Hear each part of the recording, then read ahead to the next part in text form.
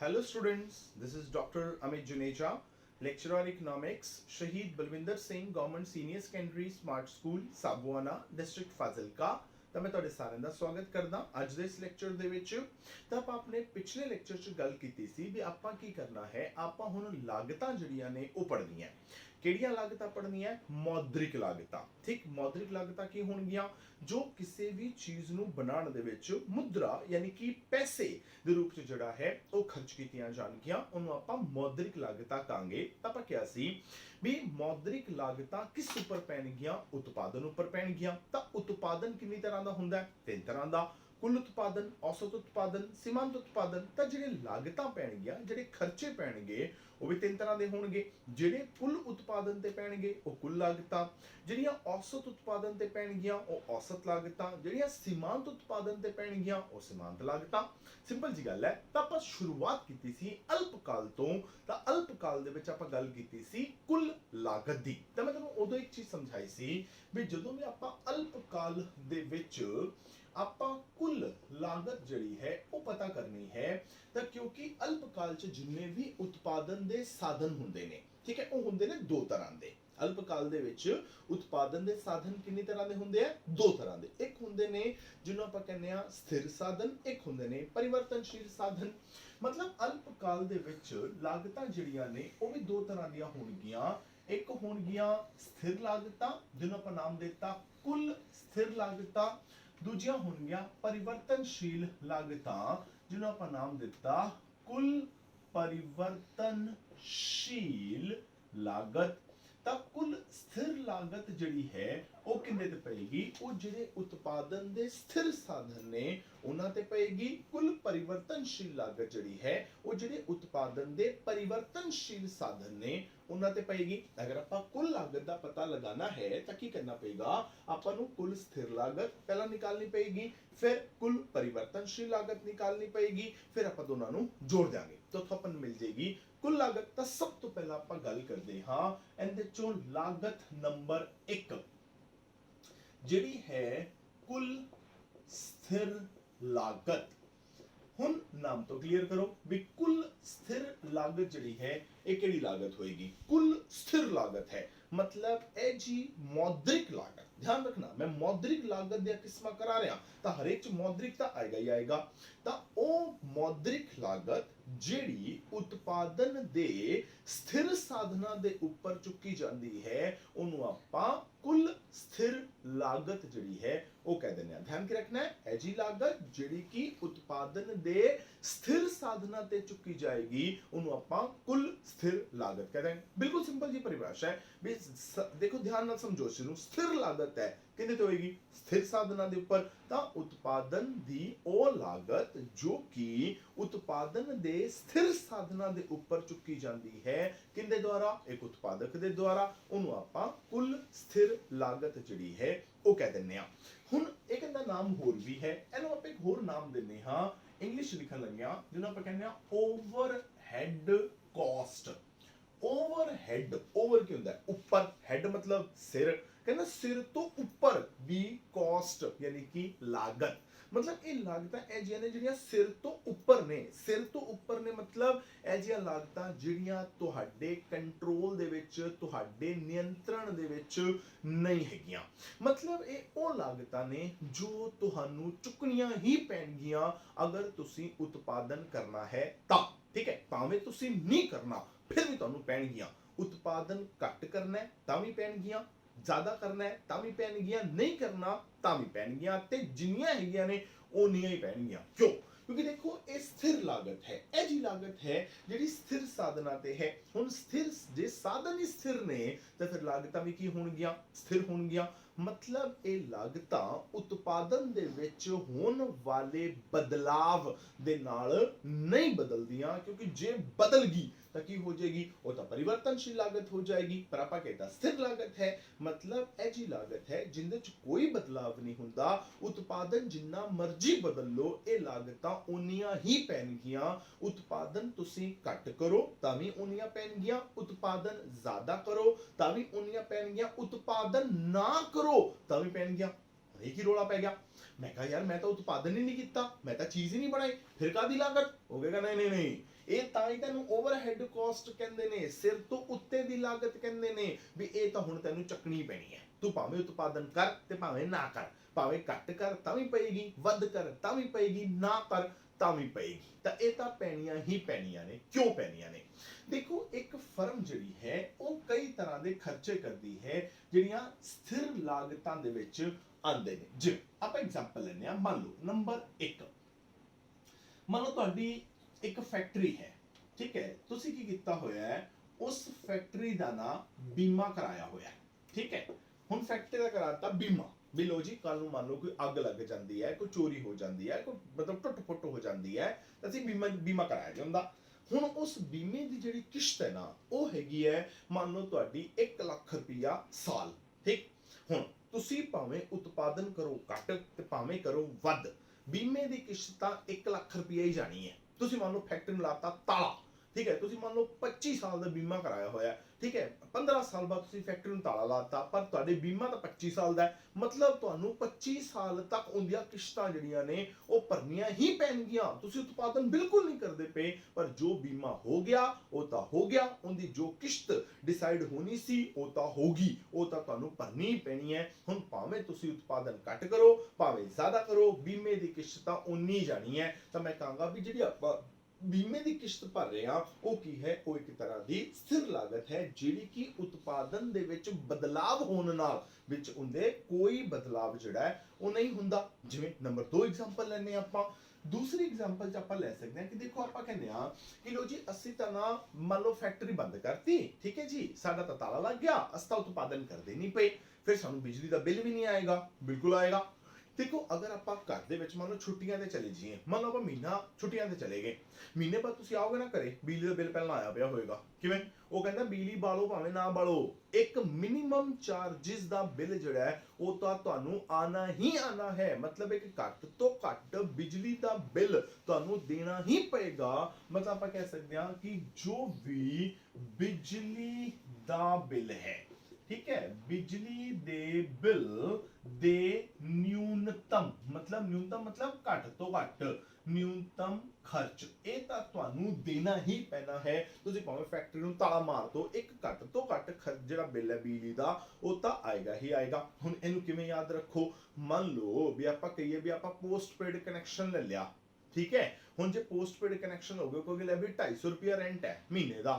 ਹੁਣ ਤੁਸੀਂ ਭਾਵੇਂ ਫੋਨ ਕਰੋ ਤੇ ਭਾਵੇਂ ਨਾ ਕਰੋ, ਠੀਕ ਹੈ, ਤੁਹਾਡੇ 250 ਰੁਪਏ ਤਾਂ ਮਹੀਨੇ ਦੇ ਲੱਗਣੇ ਹੀ ਲੱਗਣੇ ਨੇ। ਉਹ ਕੀ ਹੈ? ਉਹ ਸਥਿਰ ਲਾਗਤ ਹੈ। ਧਿਆਨ ਰੱਖਣਾ ਵੀ ਬਿਜਲੀ ਦਾ ਬਿੱਲ ਸਥਿਰ ਲਾਗਤ ਨਹੀਂ ਹੈਗਾ। ਜਿਹੜੇ ਬਿਜਲੀ ਦੇ ਬਿੱਲ ਦੇ ਜਿਹੜੇ ਮਿਨੀਮਮ ਚਾਰजेस ਨੇ, ਵੀ ਜੋ ਘੱਟ ਤੋਂ ਘੱਟ ਬਿੱਲ ਆਪਾਂ ਨੂੰ ਭਰਨਾ ਹੀ ਪਏਗਾ, ਉਹ ਘੱਟ ਤੋਂ ਘੱਟ ਖਰਚਾ ਜਿਹੜਾ ਉਹ ਸਥਿਰ ਲਾਗਤ ਚਾਹੁੰਦਾ ਹੈ। ਜੇ ਉਸ ਤੋਂ ਉੱਪਰ ਬਿਜਲੀ ਬਾਲੋਗੇ, ਉਹ ਫਿਰ ਜਿੰਨਾ ਕੋ ਉਤਪਾਦਨ ਕਰਾਂਗੇ ਉਹਨਾਂ ਕੋ ਆਪਣਾ ਬਿਜਲੀ ਦਾ ਬਿੱਲ ਆ ਜਾਏਗਾ। ਜੇ ਆਪਾਂ ਜ਼ਿਆਦਾ ਉਤਪਾਦਨ ਕਰਾਂਗੇ ਤਾਂ ਜ਼ਿਆਦਾ ਬਿਜਲੀ ਦਾ ਬਿੱਲ ਆਏਗਾ, ਘੱਟ ਉਤਪਾਦਨ ਕਰਾਂਗੇ ਤਾਂ ਬਿਜਲੀ ਦਾ ਬਿੱਲ ਘੱਟ ਆਏਗਾ। ਉਹ ਕੀ ਹੋ ਜਾਏਗੀ? ਉਹ ਪਰਿਵਰਤਨਸ਼ੀਲ ਲਾਗਤ ਹੈ। ਐਵੇਂ ਜਿਵੇਂ ਫੋਨ ਹੈ, ਮੰਨ ਲਓ ਵੀ ਉਹ ਕਹਿੰਦਾ 250 ਰੁਪਏ ਰੈਂਟ ਤਾਂ ਆਣਾ ਹੀ ਆਣਾ ਮਹੀਨੇ ਦਾ, ਉਹ ਤਾਂ ਹੈਗਾ ਹੀ ਹੈਗਾ। ਤਾਂ ਉਹ 250 ਰੁਪਏ ਜਿਹੜੇ ਨੇ ਉਹ ਕੀ ਹੈ? ਉਹ ਸਥਿਰ ਲਾਗਤ ਹੈ। ਪਰ ਉਸ ਤੋਂ ਉੱਪਰ ਜਿਹੜਾ ਤੁਸੀਂ ਫੋਨ ਕਰੋਗੇ ਜਾਂ ਉੱਪਰ ਜਿਹੜਾ ਤੁਸੀਂ ਡਾਟਾ ਯੂਜ਼ ਕਰੋਗੇ, ਹਨਾ, ਉਹ ਕੀ ਹੋ ਜਾਏਗਾ? ਉਹ ਪਰਿਵਰਤਨਸ਼ੀਲ ਲਾਗਤ ਹੋਏਗਾ। ਜਿਵੇਂ ਆਪਣੇ ਘਰੇ ਲੈਂਡਲਾਈਨ ਫੋਨ ਹੁੰਦਾ ਹੈ, ਉਹ ਕਹਿੰਦੇ ਲੈ ਵੀ ਤੁਹਾਨੂੰ 100 ਕਾਲਸ ਜਿਹੜੀਆਂ ਨੇ ਨਾ ਮਹੀਨੇ ਦੀਆਂ ਫ੍ਰੀ ਨੇ ਲੈਂਡਲਾਈਨ ਫੋਨ ਤੋਂ, ਠੀਕ। ਹੁਣ ਲੈਂਡਲਾਈਨ ਫੋਨ ਹੈ, ਉਹ ਕਹਿੰਦਾ ਲੋ ਜੀ ਲੈਂਡਲਾਈਨ ਦਾ 180 ਰੁਪਏ ਬਿੱਲ ਜਿਹੜਾ ਨਾ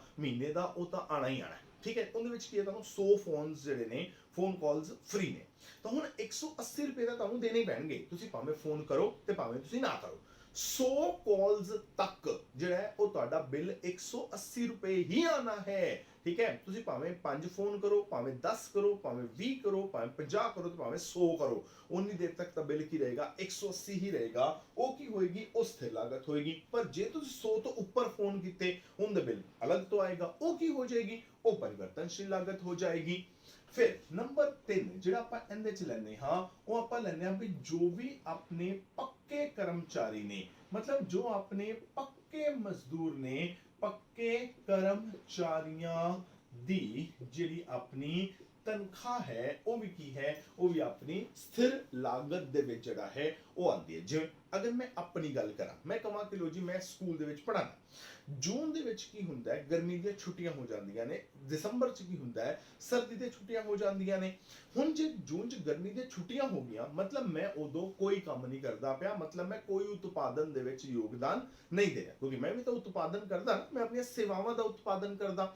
ਹੁਣ ਹੋ ਗਿਆ ਸਕੂਲ ਛੁੱਟੀਆਂ, ਹੁਣ ਜੇ ਛੁੱਟੀਆਂ ਹੋ ਗਿਆ ਤਾਂ ਮੈਂ ਤਾਂ ਉਤਪਾਦਨ ਕੀਤਾ ਹੀ ਨਹੀਂ, ਹੈ ਨਾ, ਮਤਲਬ ਮੈਂ ਉਤਪਾਦਨ 'ਚ ਕੋਈ ਯੋਗਦਾਨ ਨਹੀਂ ਦਿੱਤਾ, ਪਰ ਸਰਕਾਰ ਨੂੰ ਮੈਨੂੰ ਤਨਖਾਹ ਦੇਣੀ ਹੀ ਪੈਣੀ ਹੈ, ਤੇ ਉਨੀ ਦੇਣੀ ਪੈਣੀ ਹੈ ਜਿੰਨੀ ਕਿ ਜਦੋਂ ਸਕੂਲ ਲੱਗਦਾ ਸੀ ਉਦੋਂ ਦੇਣੀ ਪੈਂਦੀ ਸੀ। ਮਤਲਬ ਮੈਂ ਸਰਕਾਰ ਵਾਸਤੇ ਕੀ ਆ, ਸਥਿਰ ਸਾਧਨ ਆ। ਠੀਕ, ਅਗਰ ਆਪਾਂ ਨੂੰ ਐਗਜ਼ਾਮਪਲ ਲਈਏ, ਮੰਨ ਲਓ ਵੀ ਮੈਂ ਕਹਾਂ ਕਿ ਇੱਕ ਦਿਨ ਦੇ ਵਿੱਚ ਮੇਰੇ ਅੱਜ 4 ਪੀਰੀਅਡ ਨੇ, ਠੀਕ, ਅਗਲੇ ਦਿਨ ਮੇਰੇ ਹੈਗੇ ਨੇ ਮੰਨ ਲਓ 6 ਪੀਰੀਅਡ।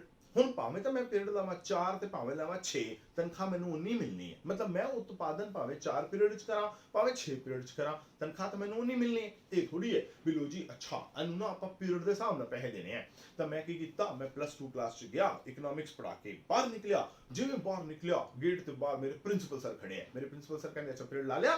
ਮੈਂ ਕਹਾਂ ਜੀ ਸਰ ਲਾ ਲਿਆ ਜੀ। ਅੱਛਾ ਲੈ ਫਿਰ ਆ ਫੜਾ ਦੇ 500 ਰੁਪਿਆ ਤੇਰਾ ਪੀਰੀਅਡ ਦਾ। मैं अगले क्लास चला गया, +1 च चला गया, उथे इकोनॉमिक्स का पीरियड बाहर ला के निकलिया है, सर फिर खड़े बाहर। मैं कह लो जी 500 रुपया।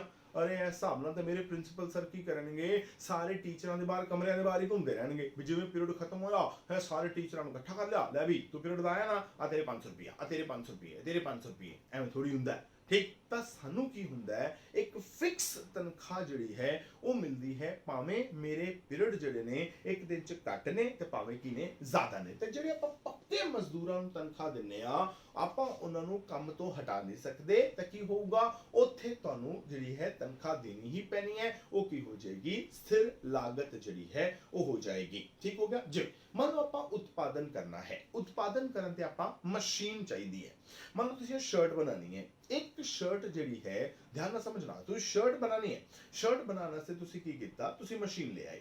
ਮਸ਼ੀਨ ਤੋਂ ਆਪਾਂ ਇੱਕ ਦਿਨ ਦੇ ਵਿੱਚ 1000 ਸ਼ਰਟ ਜਿਹੜੀਆਂ ਨੇ ਉਹ ਬਣਾ ਸਕਦੇ ਆ। ਤਾਂ ਮਸ਼ੀਨ ਆਈ ਮੰਨ ਲਓ ਤੁਹਾਡੀ 50000 ਰੁਪਏ ਦੀ। ਠੀਕ ਹੋ ਗਿਆ। ਹੁਣ ਭਾਵੇਂ ਤਾਂ ਤੁਸੀਂ ਇੱਕ ਸ਼ਰਟ ਬਣਾਣੀ ਹੈ, ਫਿਰ ਵੀ ਉਹਦੇ ਸੇ ਇੱਕ ਮਸ਼ੀਨ ਤਾਂ ਲਾਣੀ ਪਏਗੀ, ਕਿਉਂਕਿ ਬਿਨਾ ਮਸ਼ੀਨ ਲਾਏ ਸ਼ਰਟ ਤਾਂ ਬਣਨੀ ਕੋਈ ਨਹੀਂ।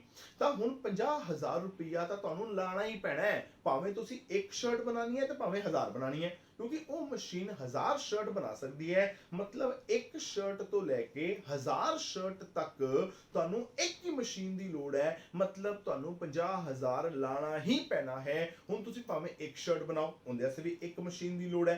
ਤੁਸੀਂ 500 ਸ਼ਰਟ ਬਣਾਉਂਦੇ ਹੋ ਤਾਂ ਵੀ ਉਹੀ ਮਸ਼ੀਨ ਕੰਮ ਆ ਜਾਏਗੀ। ਤੁਸੀਂ 900 ਸ਼ਰਟ ਬਣਾਉਂਦੇ ਹੋ ਤਾਂ ਵੀ ਉਹੀ ਮਸ਼ੀਨ ਕੰਮ ਆ ਜਾਏਗੀ। ਤੁਸੀਂ 1000 ਸ਼ਰਟ ਬਣਾਉਂਦੇ ਹੋ ਤਾਂ ਵੀ ਉਹੀ ਕਮੀਜ਼ ਜਿਹੜੀ ਮਸ਼ੀਨ ਹੈ ਉਹ ਕੰਮ ਆ ਜਾਏਗੀ। ਮਤਲਬ ਇੱਕ ਕਮੀਜ਼ ਤੋਂ ਲੈ ਕੇ 1000 ਕਮੀਜ਼ ਤੱਕ ਦਾ ਜਿਹੜਾ ਉਤਪਾਦਨ ਹੈ, ਉਹਦੇ ਵਾਸਤੇ ਉਸ ਮਸ਼ੀਨ ਨੂੰ ਬਦਲਣ ਦੀ ਕੋਈ ਲੋੜ ਨਹੀਂ ਹੈ, ਇੱਕੋ ਮਸ਼ੀਨ ਬਹੁਤ ਹੈ। ਤਾਂ ਉਹ ਮਸ਼ੀਨ ਵੀ ਕੀ ਹੋ ਜਾਏਗੀ, ਆਪਣੇ ਉਤਪਾਦਨ ਦਾ ਸਥਿਰ ਸਾਧਨ ਜਿਹੜਾ ਹੈ ਉਹ ਹੋ ਜਾਏਗੀ। ਤਾਂ ਉਹਦੇ ਉੱਪਰ ਜੋ ਵੀ ਲਾਗਤਾਂ ਆਪਾਂ ਨੂੰ ਪੈਣਗੀਆਂ ਉਹਨੂੰ ਆਪਾਂ ਸਥਿਰ ਲਾਗਤਾਂ ਜਿਹੜੀਆਂ ਉਹ ਕਵਾਂਗੇ। ਤਾਂ ਹੁਣ ਆਪਾਂ ਇੱਥੇ ਕੀ ਕਰਦੇ ਆ, ਇਹਨੂੰ ਆਪਾਂ ਇੱਕ ਟੇਬਲ ਤੇ ਇੱਕ ਡਾਇਗਰਾਮ ਦੇ ਥਰੂ ਜਿਹੜਾ ਹੈ,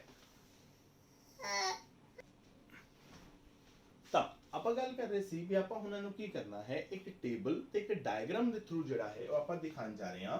ਤਾਂ ਆਪਾਂ ਇੱਥੇ ਲਿਖਦੇ ਹਾਂ ਉਤਪਾਦਨ ਦੀ ਮਾਤਰਾ, ਵੀ ਆਪਾਂ ਕਿੰਨਾ ਉਤਪਾਦਨ ਕਰਨਾ ਹੈ। ਇੱਥੇ ਆਪਾਂ ਲਿਖਦੇ ਹਾਂ ਕੁੱਲ ਸਥਿਰ ਲਾਗਤ, ਇਹਦੇ ਆਪਾਂ ਕੁੱਲ ਸਥਿਰ ਲਾਗਤ ਦੇਖ ਲੈਂਦੇ ਆ। ਤਾਂ ਆਪਾਂ ਉਤਪਾਦਨ ਦੀ ਮਾਤਰਾ ਕਰ ਦਿੰਦੇ ਆ 0, ਵੀ ਅਸੀਂ ਉਤਪਾਦਨ ਕਰਨਾ ਹੈ। ਹੁਣ ਮੰਨ ਲਓ ਜਿਵੇਂ ਮੈਂ ਛੁੱਟੀਆਂ ਦੀ ਐਗਜ਼ਾਮਪਲ ਦਿੱਤੀ, ਵੀ ਛੁੱਟੀਆਂ ਦੇ ਵਿੱਚ ਮੈਂ ਉਤਪਾਦਨ ਨਹੀਂ ਕਰ ਰਿਹਾ, ਪਰ ਫਿਰ ਵੀ ਸਰਕਾਰ ਨੂੰ ਮੈਨੂੰ ਤਨਖਾਹ ਤਾਂ ਦੇਣੀ ਪੈਣੀ ਹੈ। ਤਾਂ ਕੀ ਹੋਏਗਾ, ਅਗਰ 0 ਉਤਪਾਦਨ ਹੈ, 0 ਉਤਪਾਦਨ ਤੇ ਵੀ ਤੁਹਾਨੂੰ ਸਥਿਰ ਲਾਗਤਾਂ ਜਿਹੜੀਆਂ ਨੇ ਉਹ ਪੈਣਗੀਆਂ ਹੀ ਪੈਣਗੀਆਂ। ਤਾਂ ਮੰਨ ਲੈਂਦੇ ਆ ਕਿ ਆਪਣੇ ਲਾਗਤਾਂ ਪੈ ਰਹੀਆਂ ਨੇ 10 ਰੁਪਏ ਦੀ। ਮੰਨ ਹੁਣ ਤੁਸੀਂ ਉਤਪਾਦਨ 1 ਕਰਨਾ ਹੈ, ਮੰਨ ਲਓ ਮੈਂ ਇੱਕ ਦਿਨ 'ਚ ਇੱਕ ਪੀਰੀਅਡ ਲਾਉਂਦਾ ਪਿਆ, ਤਾਂ ਵੀ ਹੁਣ ਤਨਖਾਹ ਤਾਂ ਮੈਨੂੰ ਉਨੀ ਮਿਲਣੀ ਹੈ, ਤਾਂ 10 ਰੁਪਏ। ਉਤਪਾਦਨ 2 ਕਰਨਾ ਹੈ ਤਾਂ ਵੀ 10 ਰੁਪਏ। ਉਤਪਾਦਨ 3 ਕਰਨਾ ਹੈ ਤਾਂ ਵੀ 10 ਰੁਪਏ। ਉਤਪਾਦਨ 4 ਕਰਨਾ ਹੈ ਤਾਂ ਵੀ 10 ਰੁਪਏ।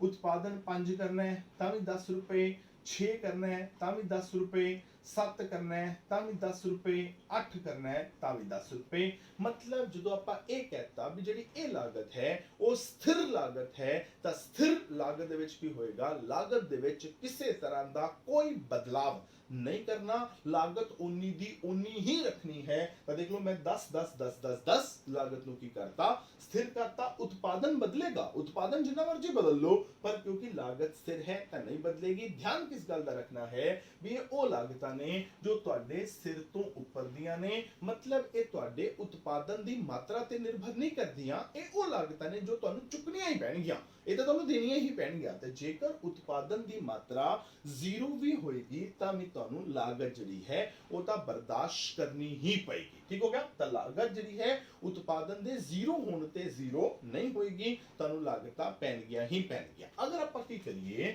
अगर ਆਪਾਂ ਇਸ ਚੀਜ਼ ਨੂੰ ਇੱਕ ਡਾਇਗਰਾਮ ਦੇ ਥਰੂ ਜਿਹੜਾ ਹੈ ਉਹ ਦਿਖਾਉਣ ਦੀ ਕੋਸ਼ਿਸ਼ ਕਰੀਏ ਤਾਂ ਹੁਣ ਆਪਾਂ ਕੀ ਕਰਦੇ ਆ, ਜੋ ਆਪਣਾ y ਐਕਸਿਸ ਹੈ ਉਹਦੇ ਉੱਪਰ ਆਪਾਂ ਲੈਨੇ ਹਾਂ ਕੁੱਲ ਸਥਿਰ ਲਾਗਤ। ਤਾਂ ਆਪਾਂ y ਐਕਸਿਸ ਤੇ ਲੈ ਲਈ ਕੁੱਲ ਸਥਿਰ ਲਾਗਤ, ਜਿਹੜਾ x ਐਕਸਿਸ ਹੈ ਉਹਦੇ ਉੱਪਰ ਆਪਾਂ ਲਈ ਉਤਪਾਦਨ ਦੀ ਮਾਤਰਾ।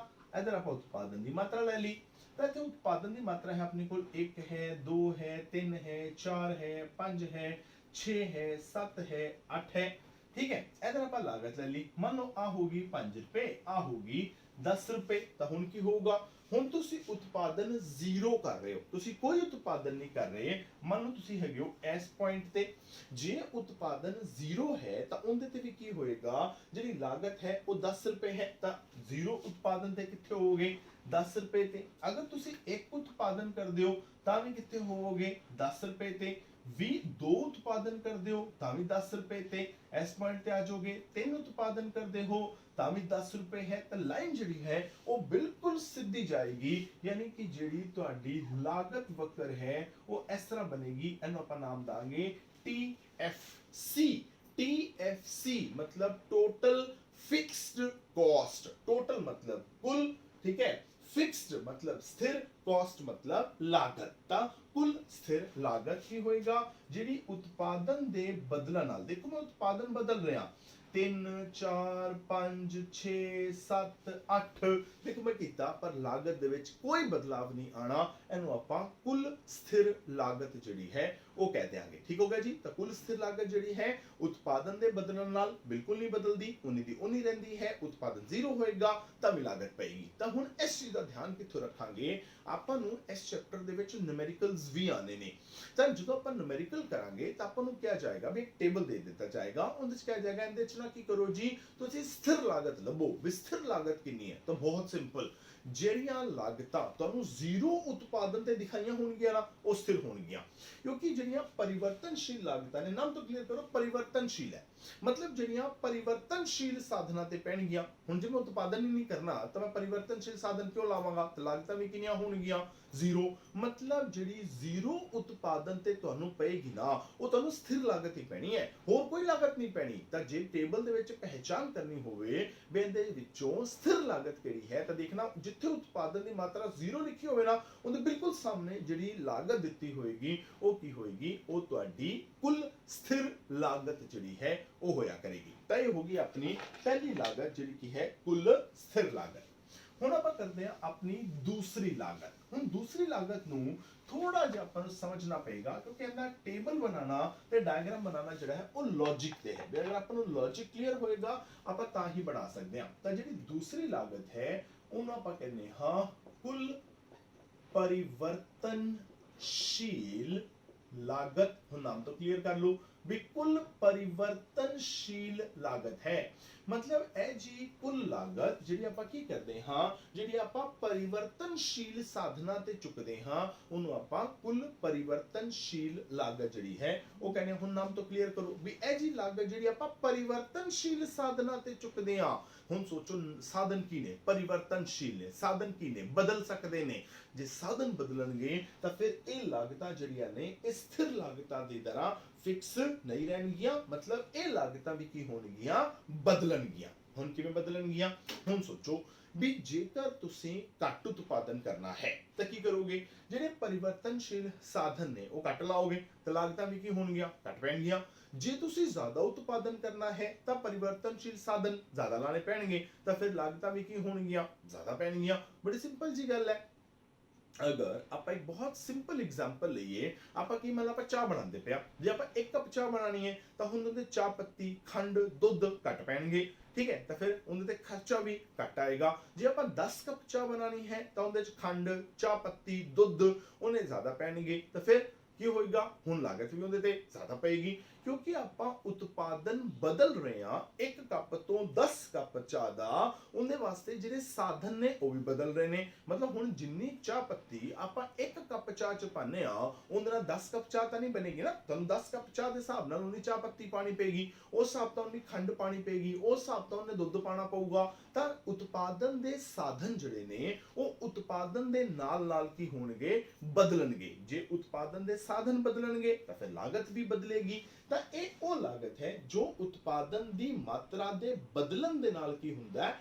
ਬਦਲਿਆ ਕਰਦੀ ਹੈ। ਜੇ ਉਤਪਾਦਨ ਦੀ ਸਾਧਨਾਂ ਦੇ ਨਾਲ ਨਾਲ ਇਹ ਬਦਲਦੀ ਹੈ, ਫਿਰ ਕੀ ਹੋਏਗਾ? ਜਿਵੇਂ ਜਿਵੇਂ ਉਤਪਾਦਨ ਵਧਾਣਾ ਹੈ, ਉਵੇਂ ਉਤਪਾਦਨ ਦੇ ਸਾਧਨ ਵਧਣਗੇ, ਓਨੀ ਭੂਮੀ, ਓਨੀ ਪੂੰਜੀ, ਓਨੇ ਮਜ਼ਦੂਰ, ਓਨੇ ਉਦਮ ਜ਼ਿਆਦਾ ਲੈ ਕੇ ਆਣੇ ਪੈਣਗੇ, ਤਾਂ ਉਹਨਾਂ ਤੇ ਲਾਗਤਾਂ ਵੀ ਜਿਹੜੀਆਂ ਨੇ ਉਹ ਕੀ ਹੋਣਗੀਆਂ? ਜ਼ਿਆਦਾ ਪੈਣਗੀਆਂ। ਪਰ ਹੁਣ ਇਹਦੇ 'ਚ ਇੱਕ ਚੀਜ਼ ਹੋਰ ਹੈ ਵੀ ਜੇਕਰ ਮੰਨ ਲਓ ਵੀ ਤੁਸੀਂ ਉਤਪਾਦਨ ਕਰਨਾ ਹੀ ਨਹੀਂ, ਤੁਸੀਂ ਕਹੋ ਨਾ ਜੀ ਸਾਡਾ ਉਤਪਾਦਨ ਤਾਂ ਜ਼ੀਰੋ, ਤਾਂ ਕੀ ਹੋਏਗਾ? ਜੇ ਉਤਪਾਦਨ ਹੀ ਨਹੀਂ ਕਰਨਾ ਤਾਂ ਫਿਰ ਇਹ ਸਾਧਨ ਤਾਂ ਬਦਲੇ ਜਾ ਸਕਦੇ ਨੇ, ਤਾਂ ਫਿਰ ਆਪਾਂ ਇਹ ਸਾਧਨ ਵੀ ਨਹੀਂ ਲਗਾਵਾਂਗੇ। ਸਾਧਨ ਹੀ ਨਹੀਂ ਲਗਾਵਾਂਗੇ ਤਾਂ ਫਿਰ ਲਾਗਤ ਕਿੱਥੋਂ ਪਏਗੀ? ਤਾਂ ਫਿਰ ਜੇਕਰ ਉਤਪਾਦਨ ਦੀ ਮਾਤਰਾ ਜ਼ੀਰੋ ਹੈ ਤਾਂ ਫਿਰ ਕੁੱਲ ਪਰਿਵਰਤਨਸ਼ੀਲ ਲਾਗਤ ਵੀ ਕੀ ਹੋਏਗਾ? ਜ਼ੀਰੋ ਹੋਏਗੀ। ਜੇ ਇਹਦੇ ਚ ਆਪਾਂ ਕੀ ਲੈਂਦੇ ਆ? ਮੰਨ ਲਓ ਇਹਦੇ ਚ ਆਪਾਂ ਲਾਗਤ ਲੈ ਲਈ ਵੀ ਜਿਹੜੇ ਵੀ ਆਪਣੇ ਕੱਚੇ ਮਜ਼ਦੂਰ ਨੇ, ਕੱਚੇ ਮਜ਼ਦੂਰ ਮਤਲਬ ਜਿਹੜੇ ਆਪਾਂ ਦਿਹਾੜੀ ਤੇ ਰੱਖਦੇ ਆ ਰੋਜ਼ ਦੇ ਰੋਜ਼, ਹਨਾ। ਹੁਣ ਜਿਹੜੇ ਤਾਂ ਪੱਕੇ ਮਜ਼ਦੂਰ ਨੇ ਉਹਨਾਂ ਦਾ ਆਪਾਂ ਤਨਖਾਹ ਦੇਣੀ ਪੈਣੀ ਹੈ, ਉਹ ਤਾਂ ਹੋਗੀ ਸਥਿਰ ਲਾਗਤ। ਪਰ ਜਿਹੜੇ ਕੱਚੇ ਮਜ਼ਦੂਰ ਨੇ, ਜਿਹੜੇ ਆਪਾਂ ਰੋਜ਼ ਦੇ ਰੋਜ਼ ਦਿਹਾੜੀ ਤੇ ਲਾਣੇ ਆ, ਮੰਨ ਲਓ ਇੱਕ ਦਿਨ ਆਇਆ ਕਿ ਨਾ ਜੀ ਆਪਾਂ ਤਾਂ ਉਹਨਾਂ ਜੋ ਉਤਪਾਦਨ ਹੀ ਨਹੀਂ ਕਰਨਾ, ਤਾਂ ਫਿਰ ਜਿੰਨੇ ਕੱਚੇ ਮਜ਼ਦੂਰ ਨੇ ਮੈਂ ਕੀ ਕਹਾਂਗਾ? ਮੈਂ ਕਹਿੰਦਾ ਦੇਖੋ ਜੀ ਅੱਜ ਤੁਹਾਡੇ ਵਾਸਤੇ ਕੋਈ ਕੰਮ ਨਹੀਂ ਹੈਗਾ, ਜਾਓ ਆਦੇ ਘਰੇ। ਤਾਂ ਕੀ ਹੋਊਗਾ? ਹੁਣ ਜੇ ਮੈਂ ਮਜ਼ਦੂਰ ਹੀ ਨਹੀਂ ਲਾਏ ਤਾਂ ਫਿਰ ਲਾਗਤ ਕਾਦੀ? ਤਾਂ ਫਿਰ ਲਾਗਤ ਕਿੰਨੀ ਹੋ ਜਾਏਗੀ? ਜ਼ੀਰੋ। ਜੇ ਮੈਂ ਉਤਪਾਦਨ ਘੱਟ ਕਰਨਾ ਹੈ ਤਾਂ ਮੈਂ ਕੱਚੇ ਮਜ਼ਦੂਰ ਘੱਟ ਲਾਵਾਂਗਾ, ਲਾਗਤ ਘੱਟ ਪਏਗੀ। ਜੇ ਮੈਂ ਉਤਪਾਦਨ ਜ਼ਿਆਦਾ ਕਰਨਾ ਹੈ ਤਾਂ ਮੈਂ ਕੱਚੇ ਮਜ਼ਦੂਰ ਜ਼ਿਆਦਾ ਲਾਵਾਂਗਾ, ਤਾਂ ਉਹ ਲਾਗਤ ਕੀ ਹੋਏਗਾ? ਜ਼ਿਆਦਾ ਪਵੇਗੀ। ਇਸੇ ਤਰ੍ਹਾਂ ਆਪਾਂ ਕੱਚੇ ਮਜ਼ਦੂਰ ਦੇ ਨਾਲ ਨਾਲ ਲੈਂਦੇ ਆ ਕੱਚਾ ਮਾਲ। ਵੀ ਆਪਾਂ ਮੰਨ ਲਓ ਕੋਈ ਚੀਜ਼ ਬਣਾਣੀ ਹੈ, ਉਹਦੇ ਸੇ ਆਪਾਂ ਨੂੰ ਕੱਚੇ ਮਾਲ ਦੀ ਲੋੜ ਹੈ, ਠੀਕ। ਹੁਣ ਜੇ ਚੀਜ਼ ਬਣਾਣੀ ਹੈ ਤਾਂ ਕੱਚਾ ਮਾਲ ਲੱਗੇਗਾ ਨਾ। ਮੰਨ ਲਓ ਮੈਂ ਚੀਜ਼ ਬਣਾਣੀ ਨਹੀਂ ਤਾਂ ਫਿਰ ਮੈਂ ਕੱਚੇ ਮਾਲ ਨੂੰ ਕੀ ਕਰਾਂਗਾ? ਤਾਂ ਫਿਰ ਕੱਚੇ ਮਾਲ ਦੇ ਉੱਪਰ ਲਾਗਤਾਂ ਕਿੰਨੀਆਂ ਪੈਣਗੀਆਂ? ਜ਼ੀਰੋ, ਕਿਉਂਕਿ ਮੈਂ ਉਤਪਾਦਨ ਹੀ ਨਹੀਂ ਕਰਨਾ। ਤਾਂ ਜੇ ਮੈਂ ਘੱਟ ਚੀਜ਼ਾਂ ਬਣਾਉਣੀਆਂ ਨੇ ਤਾਂ ਕੀ ਹੋਏਗਾ? ਕੱਚਾ ਮਾਲ ਘੱਟ ਲੱਗੇਗਾ ਤਾਂ ਲਾਗਤਾਂ ਵੀ ਘੱਟ ਪੈਣਗੀਆਂ। ਜੇ ਮੈਂ ਜ਼ਿਆਦਾ ਚੀਜ਼ਾਂ ਬਣਾਉਣੀਆਂ ਨੇ ਤਾਂ ਕੱਚਾ ਮਾਲ ਜ਼ਿਆਦਾ ਲੱਗੇਗਾ ਤਾਂ ਫਿਰ ਲਾਗਤਾਂ ਵੀ ਕੀ ਹੋਣਗੀਆਂ? ਜ਼ਿਆਦਾ ਪੈਣਗੀਆਂ। ਤਾਂ ਇਹ ਉਹ ਲਾਗਤਾਂ ਨੇ ਜਿਹੜੀਆਂ ਉਤਪਾਦਨ ਦੀ ਮਾਤਰਾ ਦੇ ਵਿੱਚ ਜਦੋਂ ਬਦਲਾਵ ਹੁੰਦਾ ਹੈ ਉਹਦੇ ਨਾਲ ਇਹ ਲਾਗਤਾਂ ਕੀ ਹੁੰਦੀਆਂ ਨੇ? ਬਦਲਦੀਆਂ ਨੇ। ਤਾਂ ਹੁਣ ਆਪਾਂ ਇਹਨੂੰ ਕਿਵੇਂ ਦਿਖਾ ਸਕਦੇ ਹਾਂ? ਹੁਣ ਆਪਾਂ ਕਿਹਾ ਵੀ ਜੇ ਉਤਪਾਦਨ ਦੀ ਮਾਤਰਾ ਬਦਲੇਗੀ ਤਾਂ ਆਪਾਂ ਇੱਥੇ ਕੀ ਕੀਤਾ? ਇੱਥੇ ਆਪਾਂ ਲੈ ਲਈ ਆਪਣੀ ਉਤਪਾਦਨ ਦੀ ਮਾਤਰਾ, ਠੀਕ ਹੈ। ਹੁਣ ਆਪਾਂ ਇਹਦੇ ਨਾਲ ਇੱਥੇ ਲੈਣ ਲੱਗੇ ਹਾਂ ਆਪਣੀ ਕੁੱਲ ਪਰਿਵਰਤਨਸ਼ੀਲ ਲਾਗਤ। ਇੱਥੇ ਆਪਾਂ ਕੁੱਲ ਪਰਿਵਰਤਨਸ਼ੀਲ ਲਾਗਤ ਲੈ ਲਈ, ਠੀਕ ਹੈ। ਮੈਂ ਕਿਹਾ ਜੀ ਉਤਪਾਦਨ ਹੈਗਾ ਜ਼ੀਰੋ, ਮੈਂ ਉਤਪਾਦਨ ਕਰਨਾ ਹੀ। ਉਹ ਕਹਿੰਦਾ ਜੇ ਤੂੰ ਉਤਪਾਦਨ ਹੀ ਨਹੀਂ ਕਰਨਾ ਤਾਂ ਫਿਰ ਤੂੰ ਕੱਚੇ ਮਜ਼ਦੂਰ ਲਾ ਕੇ ਕੀ ਕਰੇਗਾ? ਫਿਰ ਤੂੰ ਕੱਚਾ ਮਾਲ ਲਿਆ ਕੇ ਕੀ ਕਰੇਗਾ? ਤਾਂ ਫਿਰ ਮੈਨੂੰ ਇਹਨਾਂ ਦੇ ਪੈਸੇ ਨਹੀਂ ਲਾਣੇ ਪੈਣਗੇ। ਨਹੀਂ ਲਾਣੇ ਪੈਣਗੇ ਤਾਂ ਫਿਰ ਕੁੱਲ ਪਰਿਵਰਤਨਸ਼ੀਲ ਲਾਗਤ ਵੀ ਕਿੰਨੀ ਹੋ ਜਾਏਗੀ? ਜ਼ੀਰੋ, ਠੀਕ ਹੈ। ਹੁਣ ਮੈਂ ਕਹਾਂ ਕਿ ਲੋ ਜੀ ਮੈਂ ਤਾਂ ਇੱਕ ਚੀਜ਼ ਬਣਾਣੀ ਹੈ, ਉਹ ਕੱਚਾ ਬਣਾਣੀ ਹੈ ਤਾਂ ਪੈਸੇ ਲਾਣੇ ਪੈਣਗੇ, ਯਾਨੀ ਕੱਚੇ ਮਜ਼ਦੂਰ ਵੀ ਲਾਣੇ ਪੈਣਗੇ, ਕੱਚਾ ਮਾਲ ਵੀ ਲਿਆਣਾ ਪਏਗਾ। ਤਾਂ ਮੰਨ ਲਓ ਤੈਨੂੰ 10 ਰੁਪਏ ਦਾ ਖਰਚਾ ਜਿਹੜਾ ਹੈ ਉਹ ਆ ਜਾਏਗਾ, ਠੀਕ ਹੋ ਗਿਆ। ਹੁਣ ਮੰਨ ਲਓ ਮੈਂ ਕਹਾਂ ਕਿ ਮੈਂ 2 ਚੀਜ਼ਾਂ ਬਣਾਣੀ ਹੈ, ठीक है। वो कहता है 2 चीजें बनाएगा तो 18 रुपए का खर्चा आएगा। वो मैं क्या भी तेरे 3 चीजें बनानी है, अच्छा 3 चीजें बनानी है, कहते 24 रुपए का खर्चा आएगा। मानो मैं कहूँगा मैं 4 चीजें बनानी है, वो कहते 4 चीजें बनानी है 28 रुपए का खर्चा आएगा। मैं कहूँगा 5 चीजें बनानी है, वो कहता 5 चीजें ते मान लो 32 रुपए का खर्चा आएगा। मैं कहूँगा 6 चीजें बनानी है, वो कहता 6 चीजें बनानी है 38 रुपए का खर्चा आएगा। मैं कहूँगा मैं 7 चीजें बनानी है, वो कहता अच्छा 7 चीजें बनानी है 46 रुपए का खर्चा आएगा। मैं कहा मैं 8 चीज़ां बनानी है, वो कहता 8 चीज़ां बनानी है 56 रुपए का खर्चा आएगा। मैं कहा 9 चीज़ां बनानी है, वो कहता 9 चीज़ां बनानी है 68 रुपए का खर्चा आएगा। तो ਹੁਣ ਦੇਖੋ ਕੀ ਹੋ ਰਿਹਾ ਵੀ ਜਿਵੇਂ ਜਿਵੇਂ ਮੈਂ ਉਤਪਾਦਨ ਦੀ ਮਾਤਰਾ ਵਧਾ ਰਿਹਾ 1 2 3 4 5 6 7 8 9 ਤਾਂ ਉਵੇਂ ਵੀ ਕੀ ਹੋ ਰਿਹਾ ਹੈ ਵੀ ਜਿਹੜੀ ਮੇਰੀ ਕੁੱਲ परिवर्तनशील लागत है वो भी की हो रहा है बदल रही है। देखो अगर उत्पादन नहीं करना सी तो लागत कितनी सी 0, फिर उत्पादन पे दी लागत पई 10, फिर 18, फिर 24, फिर 28, फिर 32, फिर 38, फिर 46, फिर 56, फिर 68, लागत बदल रही है ना। तो जी लागत बदलेगी उनमें की कहांगा परिवर्तनशील लागत ਜਿਹੜੀ ਹੈ ਉਹ ਕਵਾਂਗਾ। ਹੁਣ ਇਹਦੇ ਚ ਬਹੁਤ ਟੈਕਨੀਕਲ ਪੁਆਇੰਟ ਆਂਦਾ ਉਹ ਇਹ ਹੈ ਵੀ ਹੁਣ ਆਪਾਂ ਨੂੰ ਕਿਵੇਂ ਪਤਾ ਲੱਗੇਗਾ ਵੀ ਆਪਾਂ ਕਿਹੜੇ ਉਤਪਾਦਨ ਦੇ ਸਾਹਮਣੇ ਕਿੰਨਾ ਲਿਖਣਾ ਹੈ। ਚਲੋ ਮੈਂ ਤਾਂ ਲਿਖਤਾ 10 18 24 28 32 38 40 50 68 ਮੈਂ ਤਾਂ ਲਿਖਤਾ। ਹੁਣ ਮੈਂ ਲਿਖਿਆ ਕਿਵੇਂ ਇਹਦਾ ਮਤਲਬ ਕੋਈ ਨਾ ਕੋਈ ਲੌਜੀਕ ਲਾਇਆ ਹੋਏਗਾ। ਹੁਣ ਆਪਾਂ ਇਹ ਜਿਹੜੀ परिवर्तनशील लागत ਹੈ ਨਾ ਇਹਨੂੰ ਆਪਾਂ ਉਤਪਾਦਨ ਦੇ ਹਿਸਾਬ ਨਾਲ ਦੇਖਾਂਗੇ। ਤਾਂ ਮੈਂ ਪਹਿਲੇ ਲੈਕਚਰ 'ਚ ਕਿਹਾ ਸੀ ਵੀ ਜੇ ਲਾਗਤ ਸਮਝਣੀ ਹੈ ਨਾ ਤਾਂ ਉਤਪਾਦਨ ਸਮਝ ਲਿਆ, ਜੇ ਉਤਪਾਦਨ ਸਮਝ ਨਹੀਂ ਆਇਆ ਤਾਂ ਲਾਗਤ ਸਮਝ ਨਹੀਂ ਆਏਗੀ। ਦੇਖੋ ਉਤਪਾਦਨ 'ਚ ਕੀ ਹੁੰਦਾ ਹੈ ਹੁਣ ਅਲਪਕਾਲ ਦਾ ਉਤਪਾਦਨ ਫਲਨ ਜਿਹਨੂੰ ਆਪਾਂ ਨਾਮ ਦਿੱਤਾ ਸੀ परिवर्तनशील अनुपात ਦਾ ਨਿਯਮ, ਉਹਦਾ ਟੇਬਲ ਯਾਦ ਕਰੋ परिवर्तनशील अनुपात ਦੇ ਨਿਯਮ ਦਾ। ਇਹ ਟੇਬਲ ਬਿਲਕੁਲ ਉਹਦੇ ਮੁਤਾਬਿਕ ਚੱਲੇਗਾ, ਦੋਨੋਂ ਪੈਰਲਲ ਚੱਲਣਗੇ। ਸ਼ੁਰੂ ਚ ਕੀ ਹੁੰਦਾ ਹੈ ਸ਼ੁਰੂ ਦੇ ਵਿੱਚ ਜਦੋਂ ਆਪਾਂ ਪਹਿਲੀ ਸਟੇਜ ਦੀ ਗੱਲ ਕਰਦੇ ਆ परिवर्तनशील अनुपात ਦੇ ਨਿਯਮ ਦੇ ਵਿੱਚ ਤਾਂ ਆਪਾਂ ਨੂੰ ਮਿਲਦੇ ਨੇ ਵੱਧਦੇ ਪ੍ਰਤੀਫਲ। ਵੱਧਦੇ ਪ੍ਰਤੀਫਲ ਦਾ ਮਤਲਬ ਕੀ ਹੈ ਵੀ ਹਰੇਕ ਪਿਛਲਾ ਬੰਦਾ ਆਪਾਂ ਨੂੰ ਹਰੇਕ ਅਗਲਾ ਬੰਦਾ ਆਪਾਂ ਨੂੰ ਪਿਛਲੇ ਵਾਲੇ ਨਾਲੋਂ ਜ਼ਿਆਦਾ ਕੰਮ ਕਰਕੇ ਦਿੰਦਾ ਹੈ। ਸ਼ੁਰੂ ਚ ਕੀ ਹੁੰਦਾ ਹੈ परिवर्तनशील अनुपात ਦੇ ਨਿਯਮ ਦੇ ਵਿੱਚ ਸੀਮਾਂਤ ਉਤਪਾਦਨ ਜਿਹੜਾ ਹੈ ਉਹ ਵੱਧਦਾ ਹੈ। ਵੱਧਦਾ ਮਤਲਬ ਪਹਿਲੇ ਬੰਦੇ ਨੇ ਇੱਕ ਕੰਮ ਕਰਕੇ ਦਿੱਤਾ, ਅਗਲੇ ਨੇ 2 ਕੀਤਾ, ਅਗਲੇ ਨੇ 3 ਕੀਤਾ, ਅਗਲੇ ਨੇ 4 ਕੀਤਾ। ਯਾਦ ਕਰ ਲਓ ਐਵੇਂ ਕਰਾਇਆ ਸੀ। ਹੁਣ ਪਹਿਲਾਂ ਤਾਂ ਹੋਏ ਵੱਧਦੇ ਪ੍ਰਤੀਫਲ। ਵੱਧਦੇ ਪ੍ਰਤੀਫਲ ਮਤਲਬ ਹਰੇਕ ਅਗਲਾ ਬੰਦਾ ਪਿਛਲੇ ਵਾਲੇ ਨਾਲੋਂ ਜ਼ਿਆਦਾ ਕੰਮ ਕਰਕੇ ਦੇ ਰਿਹਾ ਹੈ। ਪਹਿਲੇ ਨੇ ਇੱਕ ਕੰਮ ਕੀਤਾ, ਦੂਜੇ ਨੇ 2 ਕੀਤਾ, ਤੀਜੇ ਨੇ 3 ਕੀਤਾ, ਚੌਥੇ ਨੇ 4 ਕੀਤਾ। ਫਿਰ ਕੀ ਹੋਇਆ ਫਿਰ ਸਮਾਨ ਪ੍ਰਤੀਫਲ ਲੱਗ ਜਾਂਦੇ ਨੇ ਵੀ ਜਿਹੜਾ ਅਗਲਾ ਬੰਦਾ ਹੋਏਗਾ ਉਹ ਪਿਛਲੇ ਵਾਲੇ ਜਿੰਨਾ ਹੀ ਕੰਮ ਕਰੇਗਾ। ਤਾਂ ਪਿਛਲੇ ਨੇ ਕਿੰਨਾ ਕੰਮ ਕੀਤਾ ਸੀ ਪਹਿਲੇ ਨੇ 1 ਫਿਰ 2 ਫਿਰ 3 ਫਿਰ 4, ਪਿਛਲੇ ਨੇ 4 ਕੀਤਾ ਅਗਲਾ ਵੀ 4 ਹੀ ਕਰੇਗਾ। ਹੁਣ ਉਸ ਤੋਂ ਬਾਅਦ ਸ਼ੁਰੂ ਹੋ ਜਾਣਗੇ ਘਟਦੇ ਪ੍ਰਤੀਫਲ। ਮਤਲਬ ਹੁਣ ਆਪਾਂ ਬੰਦੇ ਲਾਤੇ ਕੰਮ ਤੋਂ ਜ਼ਿਆਦਾ, ਜਿੰਨੇ ਜ਼ਰੂਰਤ ਸੀ ਉਸ ਤੋਂ ਜ਼ਿਆਦਾ ਕੰਮ ਬੰਦੇ ਲਾਤੇ। ਹੁਣ ਕੀ ਹੋਏਗਾ ਹੁਣ ਘਟਦੇ ਪ੍ਰਤੀਫਲ ਸ਼ੁਰੂ ਹੋਣਗੇ। ਘਟਦੇ ਪ੍ਰਤੀਫਲ ਦਾ ਮਤਲਬ ਹੈ ਵੀ ਹੁਣ ਹਰੇਕ ਅਗਲਾ ਬੰਦਾ ਪਿਛਲੇ ਵਾਲੇ ਨਾਲੋਂ ਘੱਟ ਕੰਮ ਕਰਕੇ ਦੇ ਰਿਹਾ। ਵੀ ਦੇਖੋ ਪਹਿਲਾਂ ਤਾਂ 1 ਫਿਰ 2 ਫਿਰ 3 ਫਿਰ 4 ਵੱਧ ਕੰਮ ਕਰਕੇ ਦੇ ਰਿਹਾ, ਵੱਧਦੇ ਪ੍ਰਤੀਫਲ। ਪਿਛਲੇ ਨੇ 4 ਕੀਤਾ ਅਗਲੇ ਨੇ ਵੀ 4 ਕੀਤਾ, ਬਰਾਬਰ ਤਾਂ ਸਮਾਨ ਪ੍ਰਤੀਫਲ। ਹੁਣ ਅਗਲਾ ਘੱਟ ਕੰਮ ਕਰੇਗਾ, ਪਿਛਲੇ ਨੇ 4 ਕੀਤਾ ਨਾ ਤਾਂ ਅਗਲਾ ਕਰੇਗਾ 3, ਫਿਰ ਅਗਲਾ ਕਰੇਗਾ 2, ਅਗਲਾ ਕਰੇਗਾ 1। ਤਾਂ ਹੁਣ ਕੀ ਹੋ ਰਿਹਾ ਹਰੇਕ ਅਗਲਾ ਬੰਦਾ ਆਪਾਂ ਨੂੰ ਪਿਛਲੇ ਵਾਲੇ ਨਾਲੋਂ ਘੱਟ ਕੰਮ ਕਰਕੇ ਦੇ ਰਿਹਾ।